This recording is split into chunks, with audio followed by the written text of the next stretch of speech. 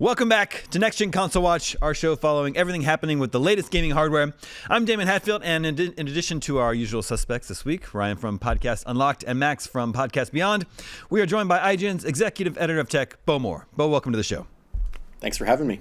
And this week, by the time you're watching this, the fancy new graphics cards from Nvidia are out, the 50 series, the 5090 and the 5080.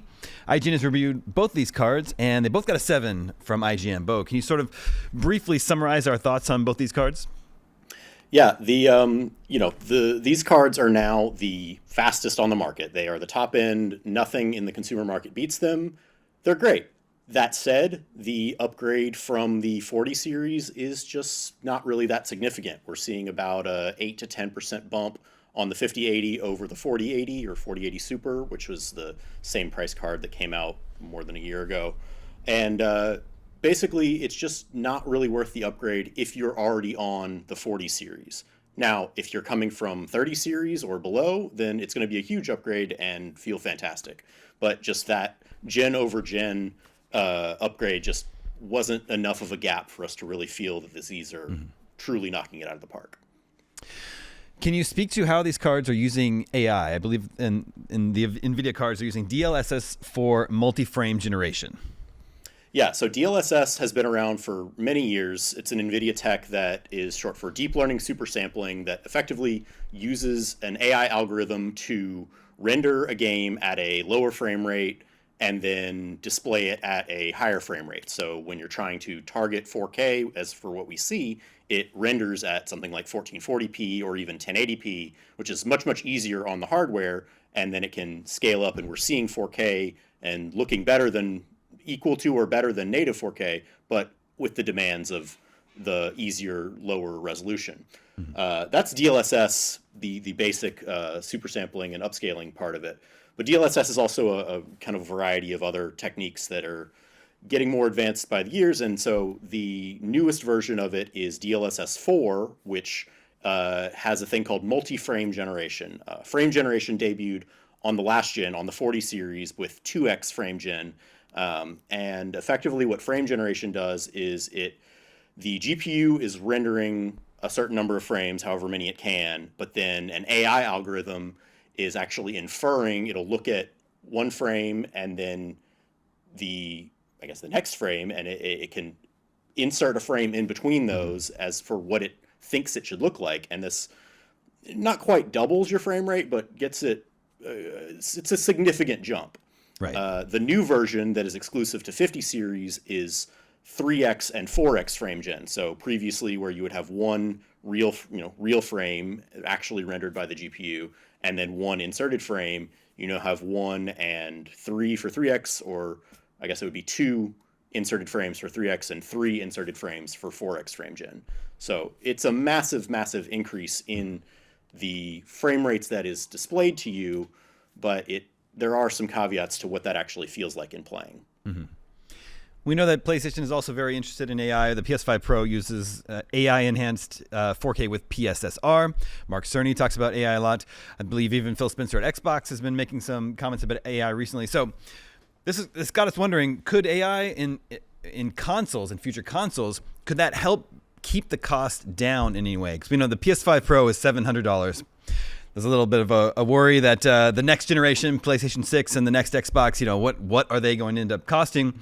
So my question to you, Bo, one way to get more graphical power is to brute force it, just create a graphics card that is that powerful, but of course that comes with additional costs. So could AI actually be used to help keep the cost of future consoles down by sort of helping, like you were saying, assisting the graphics card? Maybe, I don't know what the future, I don't know what inflation is going to look like in 3 to 4 years when we're expecting these consoles to look like, to come out. I don't know what the full direction that the tech will advance, but there is something to be said that yes, the AI capabilities of these cards and what we're expecting future consoles to be able to do, I don't know if it's necessarily going to be cheaper, because we're at a point now where we're hitting diminishing returns for raw graphics rasterization, the raw graphics processing power. And so AI is stepping in to really get these new gains, to go beyond what is effectively just things are capable of, because these machines, these graphics cards, they are the transistors can only get so small. Like that's the way that technology has advanced, is they make a thing and it's however big and it can do however much processing, and then they figure out how to hit that same processing amount with a smaller thing, and then they can simply put more chips or cores onto the chips into the same space. We're reaching diminishing returns now with what the raw hardware can do, and so AI is stepping in to, like I said, get us those gains even further. Mm-hmm. What that means, though, is, it is doing more these days. AI is doing more these days for getting us higher frame rates and continuing to see performance advancements. But the hardware isn't getting any cheaper. Nvidia's the cards themselves are wildly expensive, at least on Nvidia's top end. The 5090 is a $2,000 graphics card. The 5080, which is, I would say, kind of the top end of the normal. It's hard to say that $1,000 is a normal price card, but it's at least what, not crazy enthusiasts are going to be going for. That's a $1,000 card. And so it's wildly expensive for where it is right now. Now we have to remember, though, that the future consoles are going to be, when the PS5 and the Series X came out, for example, they were using their power level were roughly equivalent to like the 3070-ish, which was I want to say about a $400 to $500 card that had come out like 2 years previous. Maybe it was about a year previous. So, if we could infer into the future, I don't want to know, maybe, I guess it would be like 70 series-ish, will maybe be at about the same level as the 5090 today. That might be about what we'll see from a future console. But will it be cheaper? I don't know. There's a lot more factors that will go into the price of these things, from global supply chains to tariffs for the American market, and who knows what the economic conditions will look like in 3 to 4 years. Yeah, Ryan, I know you had some concern about tariffs affecting the price of future consoles as well. Yeah, I mean, we're already seeing it. There was an announcement this week as we record that TSMC, that semiconductors are going to be hit with tariffs. So, is that, whether that directly impacts gaming GPUs from Nvidia or anybody else remains to be seen. But that's been something that's been stirring up concern in the gaming community, not just about GPUs, but about future consoles, like even the Switch 2, because Switch 2 is not out yet. We don't have a release date for it.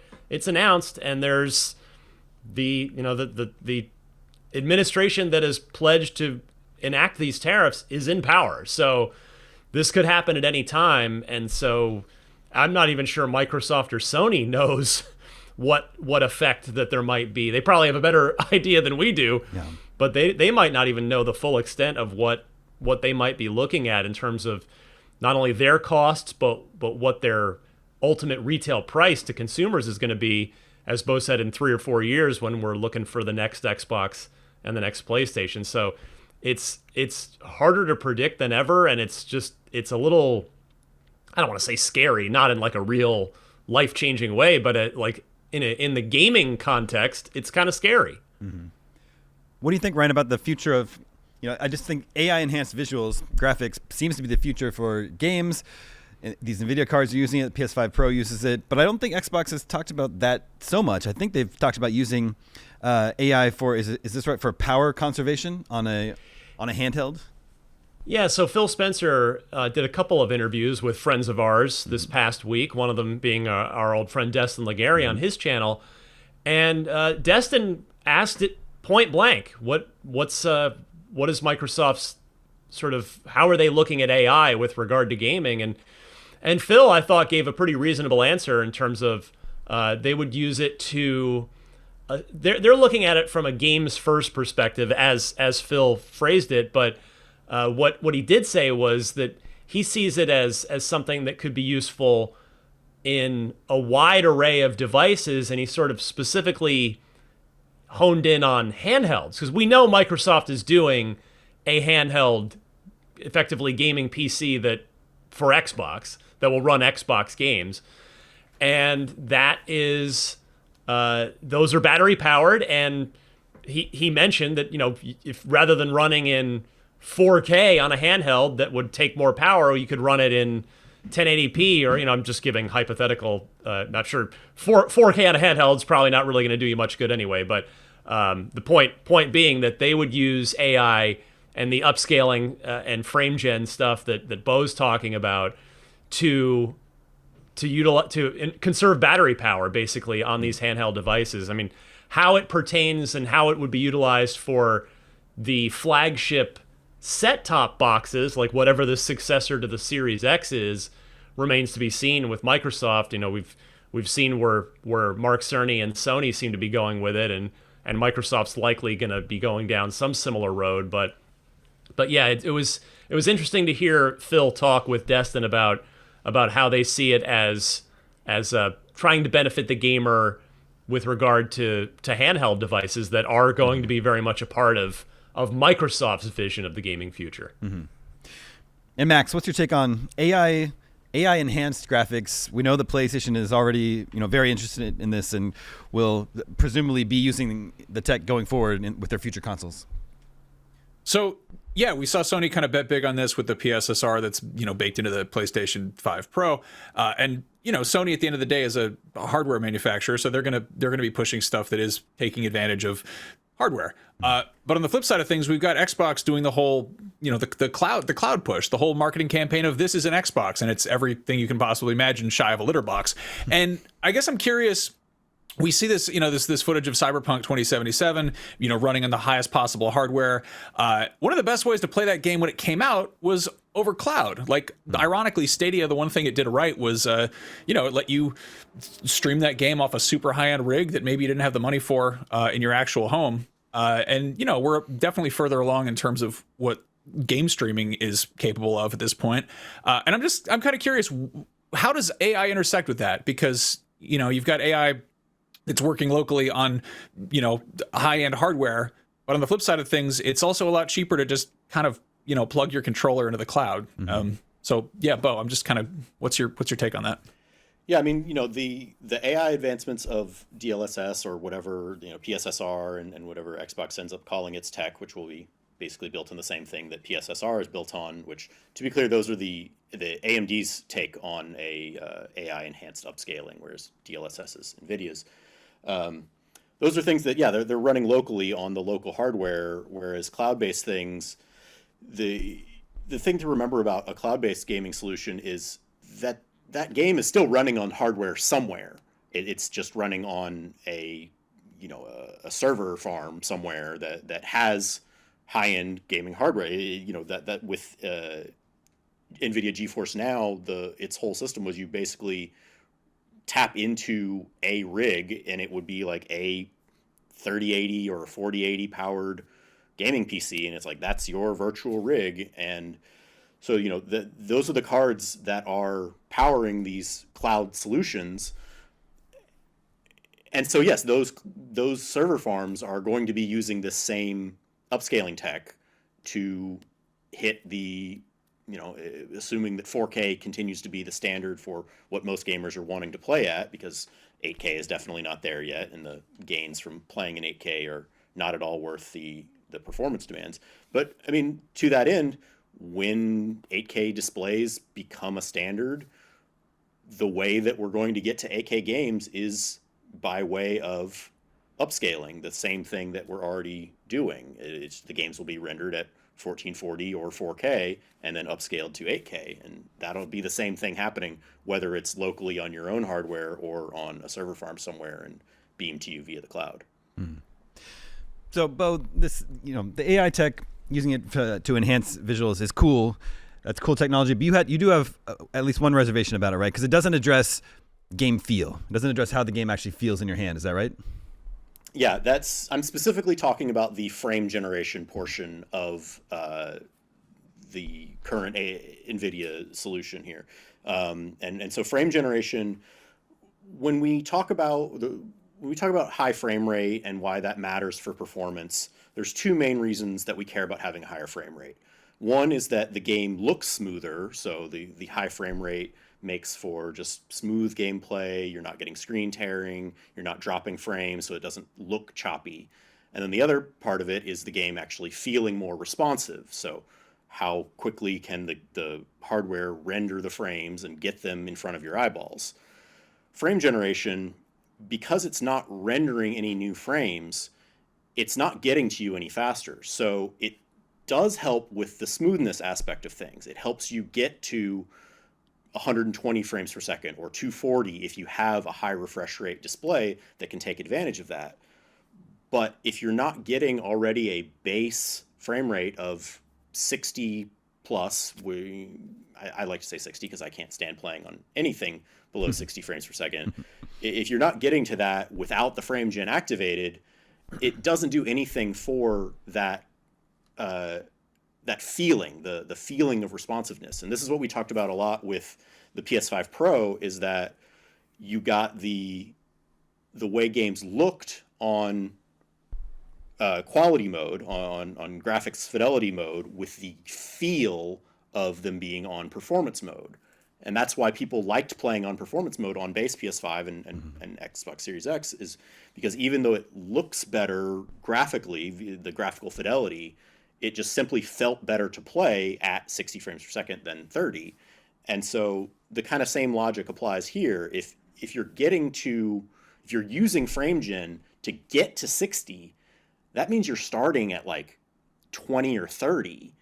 And if 20 or 30 doesn't feel good to play, it might look smooth at 60, but it's still going to feel like 20 or 30, and that's just not as good of an experience. I'm just curious if anybody actually thinks that there could be savings on the cost of the machine. We were talking about this before we got on, and there's really only one modern historical example of a console actually costing less money to the consumer in a following generation, a subsequent generation, and that was from PS3 to PS4. But other than that, we've never gone down when it comes to flagship consoles, and I just don't see, even with the diminished returns that Bo is talking about and kind of hitting this bit of like a Moore's Law type of wall situation, I can't imagine the next Xbox is going to be, again, in terms of the Series X equivalent, the top shelf version of it, that it's going to be less than the $700. And again, and I'm throwing out tariffs entirely here and that whole thing we were talking about earlier, but I just don't see, I see the floor as $700. And boy, would I love to be wrong. If the next Xbox was only $600, I'd be thrilled. But I am very much mentally preparing for $700 for the next flagship consoles. Max, what do you think? Is that the new floor? $700? I hope not. I mean, I could see that being the case, but yeah, I guess the thing I'm curious about is right now, Bo, how many games actually take full advantage of the highest end hardware that Nvidia has out? I mean, hard to say, but it's not that many. You know, off the top of my head, Cyberpunk obviously looks fantastic. Indiana Jones has full path tracing. Black Myth Wukong is another that really takes advantage of the hardware. Final Fantasy Rebirth just hit PC, and that PC version, I haven't loaded it up yet, but I am, for how good it looked on PS5 Pro, I'm looking forward to cranking the settings to the max on a 50 series card. But, you know, beyond that, there's not a ton of games that take advantage of, and there's even fewer that even actually have DLSS multi-frame generation. Remember, these techs are things that have to be done game by game, and you know, there are hundreds of games that support DLSS, but it's not every single game. It's not the kind of thing that you can just flip the switch and it automatically works on every single game. It has to be done. There has to be work done in advance, because the game has to be, the AI model has to be trained on NVIDIA supercomputers, and that's work that's done by NVIDIA and the developers kind of in collaboration, at least as far as I understand it. And what that means is that, yeah, not every game will have, you know, access to the full AI features. Most big name AAA games that come out, they do, because those developers want their game to look the best that it can, and so they put in the work with NVIDIA and work with them to make sure that the tech is supported. But it's not every game, or it's not always right out of the box. Sometimes the support for it comes later. Well, one thing is for sure, AI enhanced graphics is the brave new world. They're here to stay, and this definitely does seem to be the future of video game visuals. Oh, one thing we should point out, even AI itself this week has been proven to be much less expensive than it has been already with DeepSeek out of China. So I'll just end this topic by quoting a wise old being that always in motion the future is. Here are the results from last week's poll. We were talking about the Xbox Developer Direct happened last week, and we asked what game from the Direct excited you the most. Perhaps surprisingly, with just over 50% of the vote, was Ninja Gaiden 4. That beat out Doom: The Dark Ages with 31%. I only say perhaps surprisingly just because Doom, has been a lot more relevant in recent years than Ninja Gaiden. But of course, Ninja Gaiden was a surprise, and we already knew about Doom: The Dark Ages. Does that sound about right to you, Ryan? Yeah, it was such a pleasant surprise. The announcement trailer for Ninja Gaiden 4 is closing in, but maybe by the time people hear this, it's at about a million views on the IGN YouTube channel. Cool. Doom, we knew about Doom. We knew to already be excited about Doom. The Direct only got us even more excited about Doom. But Ninja Gaiden 4, just such a blast from Xbox's past in all the best ways. And the fact that they showed so much gameplay to go with it, I am not surprised that it did eke out Doom in that poll last week. Yeah, that was a very cool surprise, which just seems to be getting harder and harder to do with video game announcements these days. New poll for next week: Do you plan to buy one of the new Nvidia cards? We want to know. Make sure to vote at IGN.com the day this episode goes live. We'll share the results with you next week, and that is going to do it for this edition of Next Gen Console Watch. Thank you to Max, Bo, and Ryan. Thank you to everyone working behind the scenes to make this episode possible and trying to shine sunlight on all those gremlins working within our wires and holding up the episode. We started a little bit late this week. Anyway, my name is Daemon. We'll be back next week with more on the latest video game hardware news. We'll see you then.